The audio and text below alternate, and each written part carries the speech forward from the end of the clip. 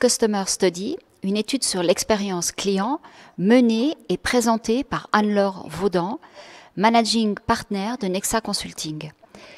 Tous les supports relatifs à cette présentation vous seront mis à disposition. Bonjour Anne-Laure. Bonjour Victoria. Tu as la parole. Ok, super. En tout cas, c'est un plaisir aujourd'hui les résultats. Donc, pour débuter, la Swiss CEX Study, donc c'est une étude qui est menée chaque année en collaboration avec la Haute École d'économie de Zurich, la HVZ.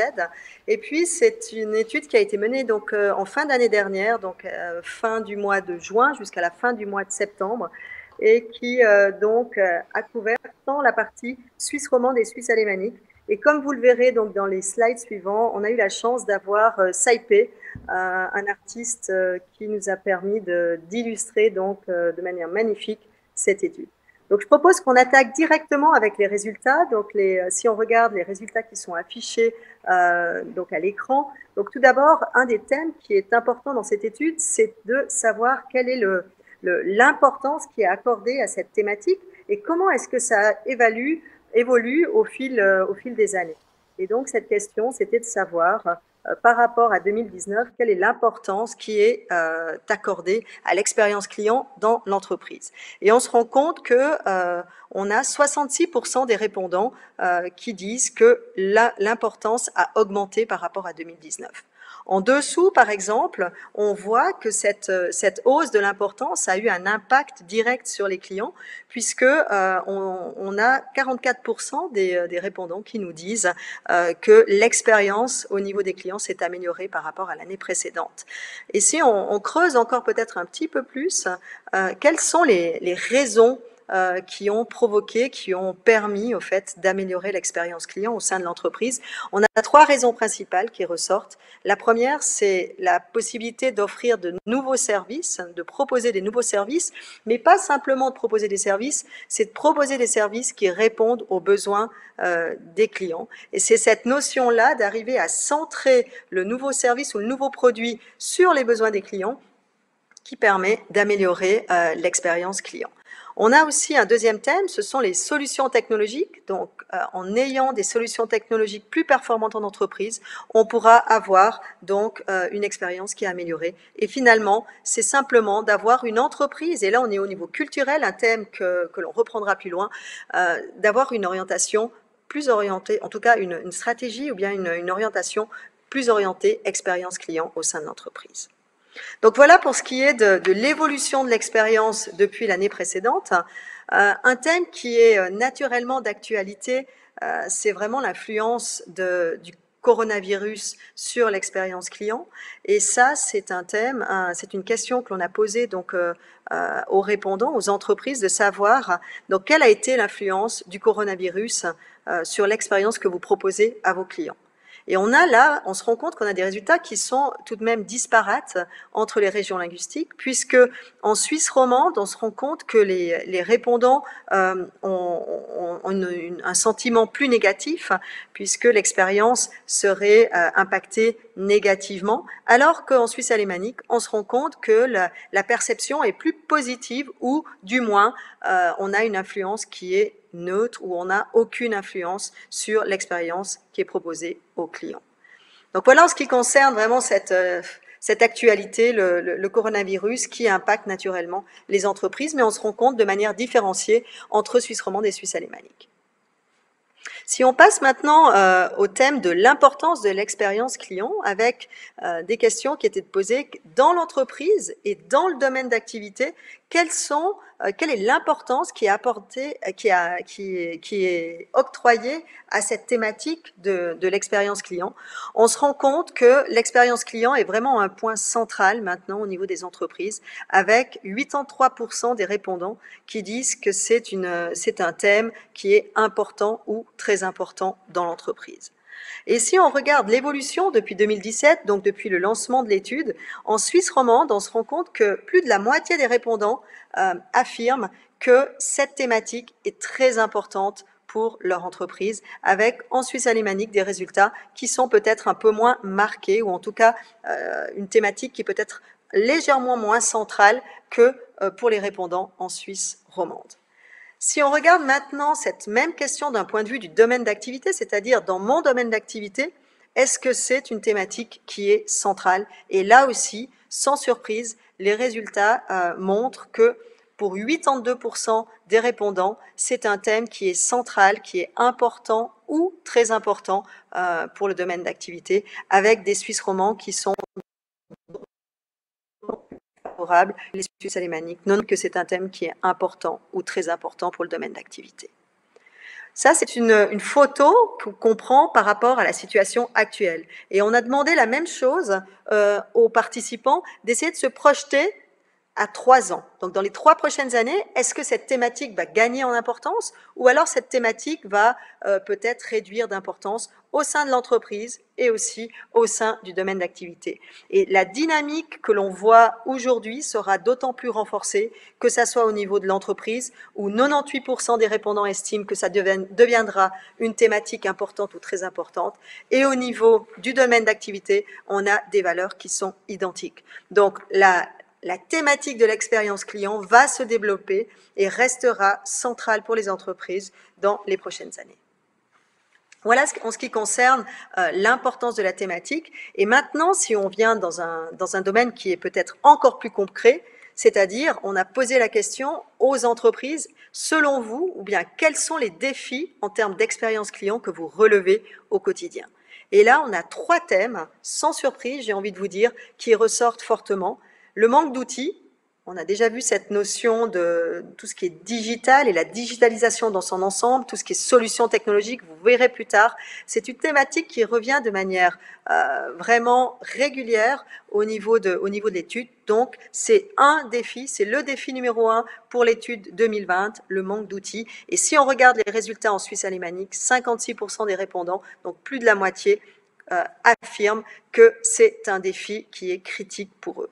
Les 2 autres thèmes, donc le manque de processus, qui est arriver avec des processus à amener de la continuité dans l'amélioration de l'expérience client, de passer à des actions ponctuelles, à une discipline qui vit dans la continuité au sein de l'entreprise. Et le 3e point, la culture d'entreprise, et là j'aimerais vraiment mettre l'accent sur ce résultat, la culture d'entreprise fait partie du top 3 depuis le début de l'étude. Au fait, l'expérience client est intimement liée à la culture d'entreprise. Et si on veut véritablement ancrer l'expérience client au sein de l'entreprise, cela passera nécessairement par des changements culturels. Donc voilà, en ce qui concerne le top 3, on voit des légères différences entre Suisse romande et Suisse alémanique. Si on regarde en Suisse romande, on a la culture, le manque de culture orientée client qui est le numéro 1. En numéro 2, le manque de compétences. Donc, quelles sont les compétences que l'on peut mettre à disposition au sein de l'entreprise pour arriver à délivrer l'expérience client souhaitée? Et là, c'est une véritable problématique puisque c'est une discipline qui est nouvelle. Donc, peu d'écoles et d'universités proposent à ce jour des formations spécifiques en management de l'expérience client. On en voit, alors par exemple, la Haute École d'économie de Zurich, raison pour laquelle on mène cette étude avec cette université. On a d'autres universités aussi qui, maintenant, petit à petit, mettent en place des formations spécifiques sur cette thématique. Et le dernier point en Suisse romande, on retrouve le manque d'outils, le manque de solutions technologiques. Et ce manque d'outils et le manque de solutions technologiques est le point de liaison avec la Suisse alémanique, puisque dans le top 3, c'est l'élément qui se retrouve dans les 2 régions linguistiques. Pour la Suisse alémanique, en numéro 2, on a le manque de processus et en numéro 3, la difficulté à mesurer le retour sur investissement, parce qu'effectivement, l'expérience client est une discipline qui est nouvelle et qui a besoin d'être mesurée pour montrer la performance et montrer ce que ça peut apporter véritablement à une entreprise.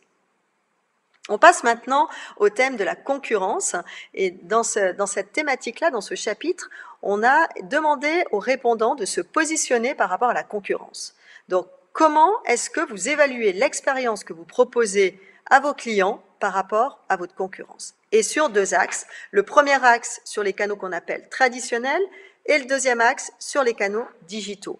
Et on se rend compte que sur les canaux traditionnels, la majorité des entreprises, dont 66%, estiment qu'ils proposent une expérience qui est meilleure que celle qui est proposée par la concurrence. Si on regarde par contre au niveau des canaux digitaux, on a une image qui est bien plus contrastée, puisque on a quand même plus de personnes qui sont sceptiques sur la performance de leurs canaux digitaux, avec 46% qui estiment que leur expérience est meilleure que la concurrence, mais aussi 40%, donc un répondant sur quatre estime que l'expérience proposée dans l'entreprise est plutôt moins bonne. On se rend compte que si on met en lien avec les défis, on est véritablement dans cette dynamique. Comment arriver à offrir une expérience sur les canaux digitaux qui est meilleure que la concurrence? Donc un véritable défi à relever pour les entreprises afin d'arriver à offrir une expérience mémorable et différenciatrice dans les entreprises. Ensuite, on passe peut-être au chapitre qui est le cœur même de notre étude, c'est l'indice du degré de maturité de l'expérience client au sein des entreprises. Cet indice est composé de 3 grandes thématiques, vision et leadership, qui englobent tous les thèmes liés à la stratégie, au positionnement, aux ressources humaines. Ensuite, on a le thème interaction et intelligence, où là, on a des thématiques telles que interaction avec les clients, connaissance client, gestion des données, création de produits, orienté client, ainsi de suite.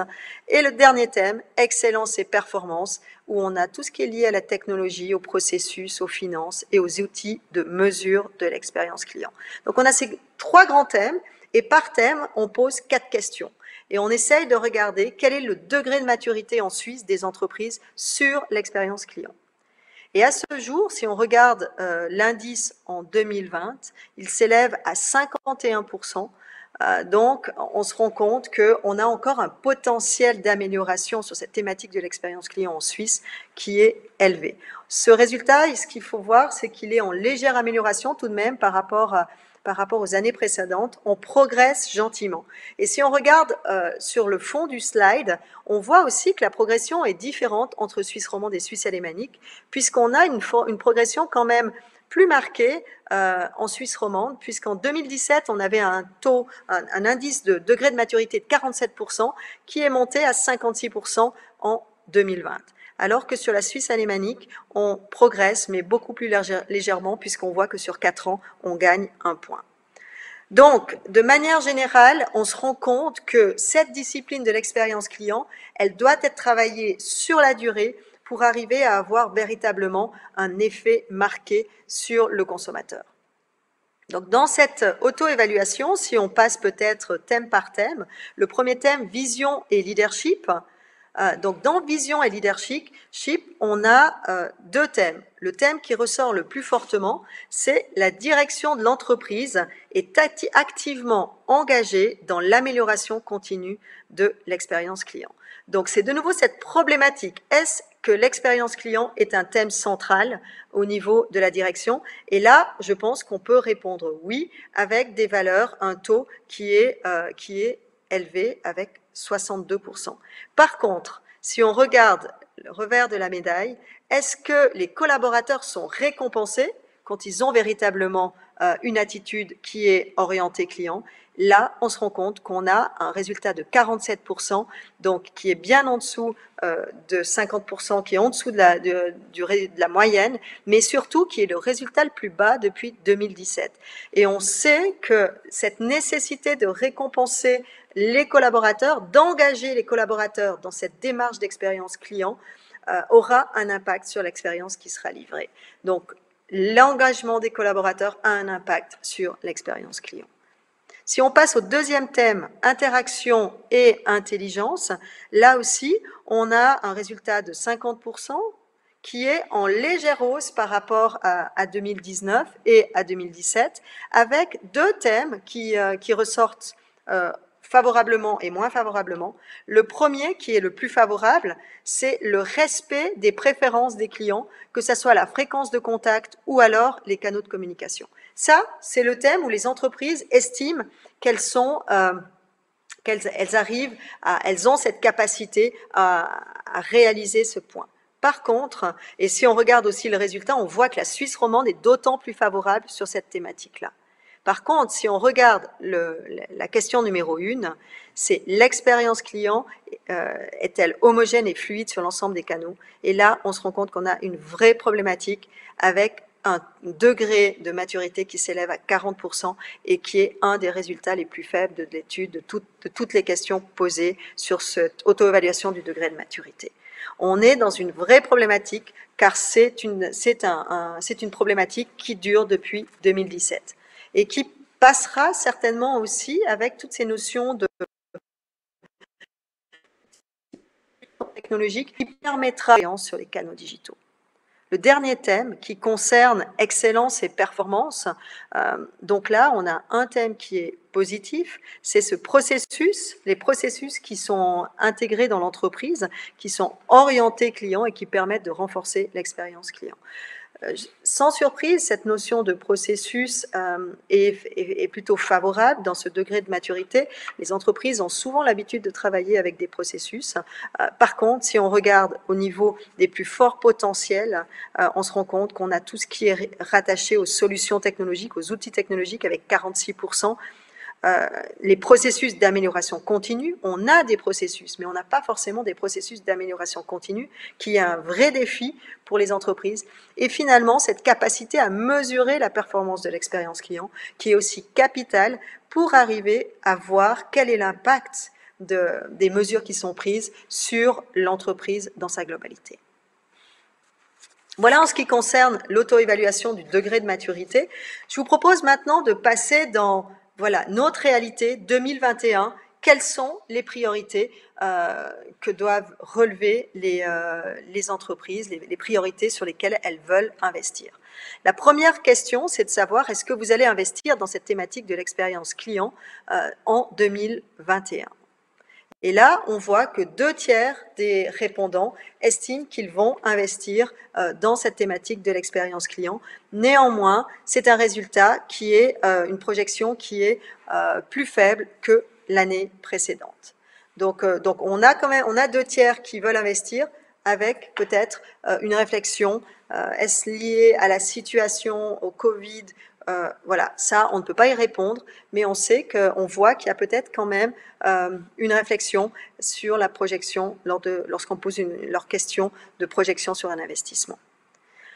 Une chose est sûre, c'est que les 3 principales priorités d'investissement pour cette année concernent, et là, sans surprise, on voit un résultat, l'optimisation des canaux digitaux par rapport à tout ce que je vous ai dit. On se rend compte que c'est véritablement une thématique de fond dans cette édition de l'étude de la Swiss CEX Study.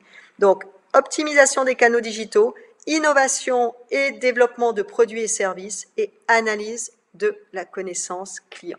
Donc ça, c'est le top 3 au niveau suisse. Ensuite, peut-être juste pour mettre en évidence 2 points en Suisse romande et 2 points en Suisse alémanique. Donc, en Suisse romande, on a aussi cette notion de vision et stratégie et gouvernance CX, où 40% des répondants disent que ce sera une priorité pour 2021. Donc, positionner vraiment la CX au niveau stratégique. Et un autre thème qui est intéressant, qui se trouve plutôt en queue de peloton dans le tableau, intégration de la voix du client et de l'employé dans le développement de l'entreprise, avec 28% des répondants en Suisse romande qui estiment que ça va être une priorité 2021. Alors qu'en Suisse alémanique, on a 2 thèmes qui sont peut-être différents de la Suisse romande. Tout d'abord, développement et renforcement des processus orientés clients avec 31%. Et puis le deuxième thème, renforcement des expériences multicanal, donc cette volonté de gagner en fluidité et en homogénéité entre les canaux qui est importante, qui est une priorité 2021 pour 29% des répondants suisses alémaniques. Si on revient peut-être sur le top 3 des priorités 2021 au niveau suisse, donc l'optimisation des canaux digitaux gagne en importance cette année, c'est déjà un fait marquant, par rapport à tout ce que je vous ai expliqué auparavant dans cette présentation. C'est véritablement sans surprise que ça gagne en importance et que ça devient la priorité 2021. Innovation et développement de produits, c'est une thématique qui était déjà fortement présent en 2017 et en 2019, donc je pense qu'on est véritablement dans une continuité.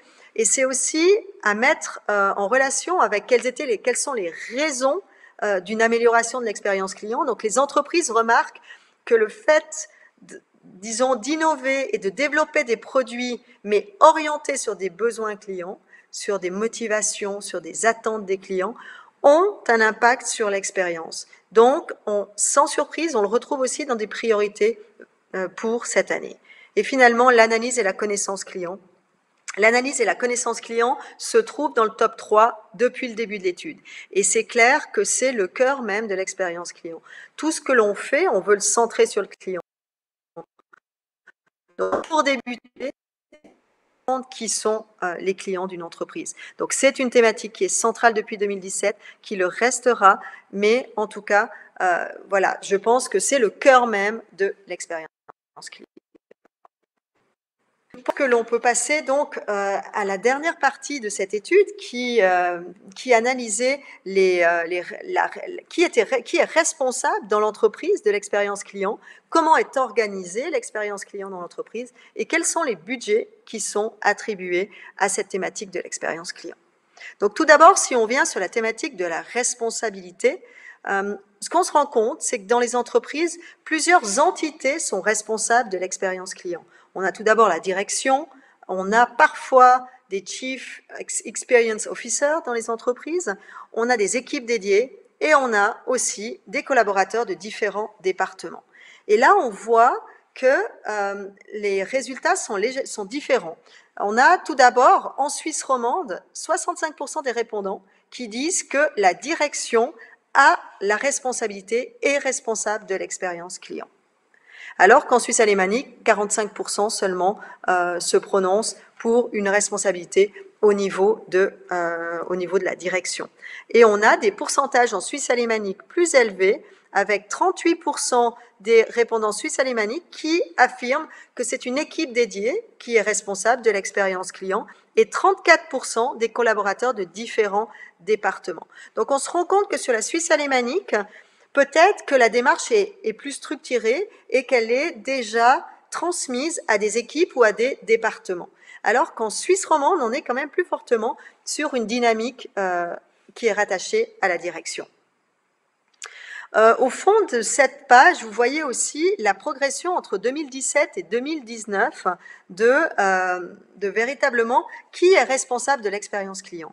Et si on prend donc le Chief Experience Officer et l'équipe dédiée, on se rend compte qu'on a une progression de l'équipe dédiée au fil des ans, et donc on a certainement une centralisation de cette thématique au niveau d'une équipe dédiée et aussi peut-être d'une professionnalisation de cette thématique et de la discipline de l'expérience client. Donc on voit vraiment une hausse par rapport à 2017. Et si on arrive maintenant au dernier thème de cette étude, le budget. Donc, quel est le budget qui est alloué à l'expérience client au sein de l'entreprise? Et là, on se rend compte qu'on a des budgets qui sont stables, voire en légère hausse pour cette année. Donc, avec 42% qui annoncent un statu quo et 30% des répondants qui annoncent une légère hausse. Et si on regarde aussi au niveau des augmentations, on voit peut-être une forte augmentation est prévue en Suisse romande avec 26% des répondants qui disent que le budget augmentera fortement en 2021. Mais si on regarde de manière générale, il faut garder en tête que on a une thématique qui gagne en importance au sein de l'entreprise, qui est une thématique centrale, mais où les budgets sont encore relativement stables ou en progression légère et non pas en forte progression. Donc voilà Victoria, j'ai fait le tour des principaux résultats de l'étude. Je te passe la parole. Merci Anne-Laure, c'est très complet et surtout l'intérêt de cette étude justement c'est d'avoir déjà plusieurs années pour qu'on puisse comparer et voir l'évolution. J'ai noté un besoin d'agilité en Suisse romande, disons une prédisposition pour cette agilité, une demande, en Suisse alémanique il y a une demande de processus, de plus de processus pour mener à bien cette conversion, ce changement autour de l'analyse du customer experience. Quels sont les outils? Tu as mentionné le fait qu'il y avait un manque d'outils. Est-ce qu'on peut donner déjà certains noms et voir est-ce que il va y avoir une homogénéité d'outils qui vont permettre par la suite, dans les années qui viennent, de pouvoir justement comparer dans toutes les branches un peu ces données autour du CX. Alors, au niveau des outils, je pense qu'il y a différents types d'outils. Il y a déjà, quels sont les outils qui me permettent d'avoir une vision d'ensemble de mes clients, de connaître mes clients. Et là, on parle toujours d'outils tels que des CRM qui vont permettre de centraliser les données, puisqu'on sait qu'on a de plus en plus de données clients. Comment arriver à centraliser des données qui sont digitales, plus traditionnelles et ainsi de suite. Donc là, on a déjà d'arriver à centraliser la donnée avec des outils tels que cela. Après, on a des outils pour capter la voix du client. Quels sont les outils qui vont me permettre de capter la voix du client en continu? Et voilà, donc on a ce type d'outils. Après, comment est-ce qu'on peut être peut-être gagné en automatisation avec ce qu'on appelle de marketing automation, qui sont des outils qui sont aussi nécessaires pour arriver à être en interaction plus rapide avec les clients. Et puis, on a toute cette partie aussi analytics, puisqu'on sait qu'on doit arriver à analyser, à mesurer l'expérience. Donc, il y a une partie analytics, il y a aussi une partie de sondage pour arriver à capter les résultats. Voilà, il y a une variété d'outils qui sont nécessaires. Et au-delà de ça, on va commencer aussi à parler de chatbots, on va parler, pour certaines entreprises, peut-être PME, c'est des sites Internet, des sites e-commerce qui n'existaient pas jusqu'à maintenant.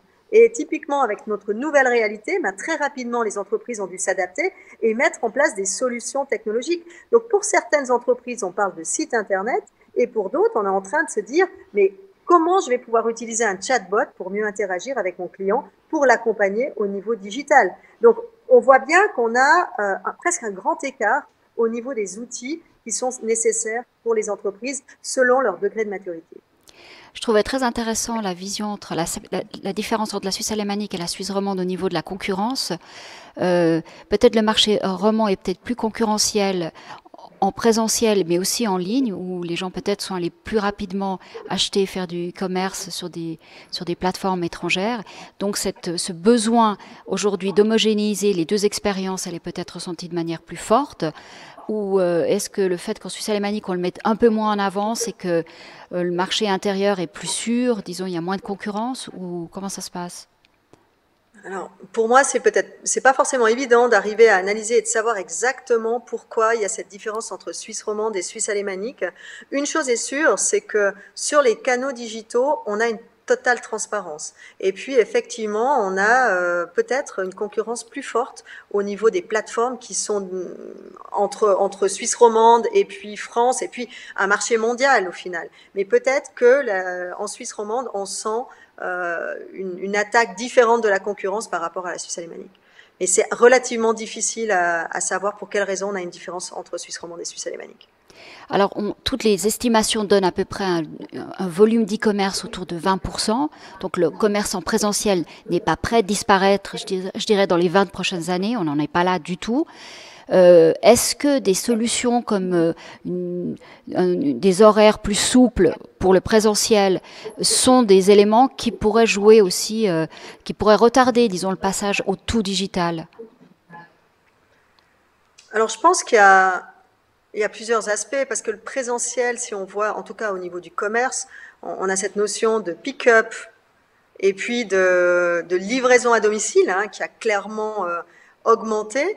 Et là, on est entre le digital et puis le présentiel, avec des critères au niveau, typiquement si on regarde la livraison qui est quand même l'image de l'entreprise, puisque le livreur qui vient devant la porte, livrer un colis s'il y a un contact, parce que souvent il le dépose, mais s'il y a un contact, c'est-à-dire qu'il faut s'assurer que ce livreur délivre une expérience qui est en ligne avec l'entreprise. Et là, on est déjà entre peut-être des contacts qui sont toujours en présentiel ou toujours en personnel, et sur lesquels les entreprises vont devoir travailler. Peut-être moins sur d'autres services en présentiel, mais on se rend compte que disons le pick-up et puis la livraison, ça fait le lien maintenant entre présentiel et digital, et qu'il va falloir travailler sur quelle est l'expérience que je veux livrer, par exemple, sur ces deux dimensions, pick-up et livraison, parce que ça a un impact sur l'expérience globale du consommateur. Et puis aussi, je pense que les commerces vont devoir réfléchir à nouveau quelle est l'expérience supplémentaire que j'apporte à un client quand il se déplace dans mon magasin, commerce, quoi. au magasin. Et c'est là la vraie réflexion. Est-ce que c'est du conseil? Qu'est-ce que ça signifie de venir au magasin? C'est certainement plus je viens, j'achète et je repars, parce que c'est clair que cette dimension-là, je pense que avec la progression du digital, ben, je pense que le consommateur sera peut-être moins prêt à se déplacer. Donc, il va falloir créer de la valeur supplémentaire sur les points de vente pour véritablement attirer les consommateurs. Donc, je pense que l'expérience, elle va devoir être réfléchie sur le point de vente. Quelle est la valeur ajoutée que j'apporte et quelle est l'expérience que je livre sur un pick-up et la partie livraison qui fait partie de l'expérience globale. Parce que l'entreprise doit réfléchir en expérience globale et non pas en expérience sur un point de vente. Cette homogénéité dont on parlait, c'est le cœur véritablement du succès de l'expérience. Merci Anne-Laure. On se réjouit d'avoir les données 2022. On va voir qu'est-ce qui s'est passé cette année. Nous aussi. Une année très importante et une année vraiment de transition. Alors merci beaucoup Anne-Laure et je rappelle à tous les gens qui regardent cette keynote que les documents sont à disposition. Merci. Merci beaucoup Victoria.